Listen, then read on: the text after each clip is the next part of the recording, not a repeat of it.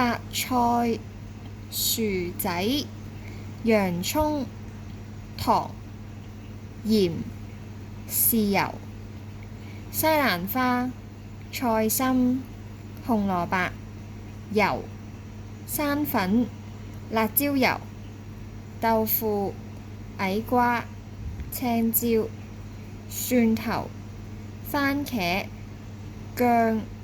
我今日教大家整蒜蓉蒸開邊蝦。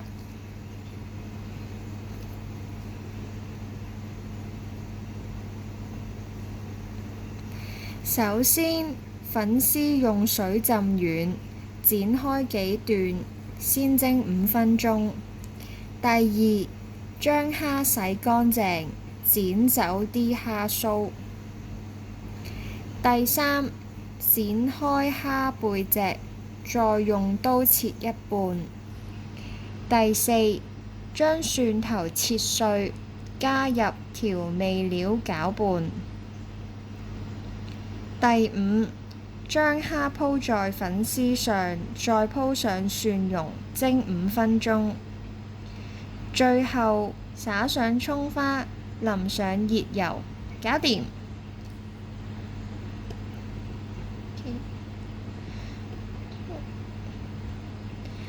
我今日教大家整咕嚕雞肉。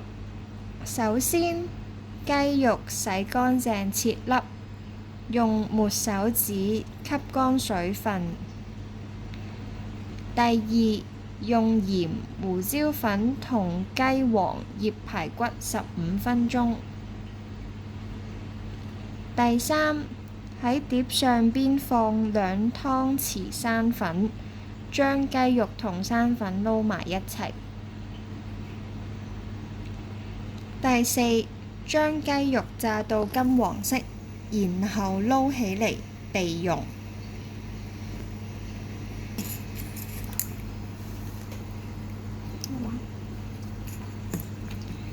第五，將青紅椒放到鑊炒，加入茄汁、白醋煮到起泡就可以熄火。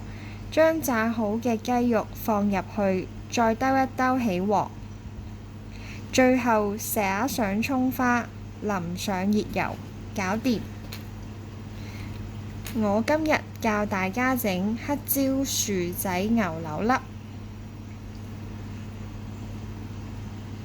首先，薯仔洗乾淨後去皮切粒。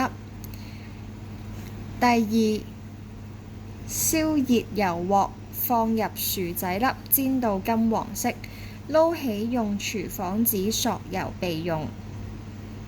第三，牛柳粒解凍後用廚房紙索乾水分，加入麻油、豉油、生粉醃30分鐘。第四，燒熱油鑊，放入牛柳粒煎至6至7成熟。第五，加入薯仔粒和蜜糖，快手炒勻。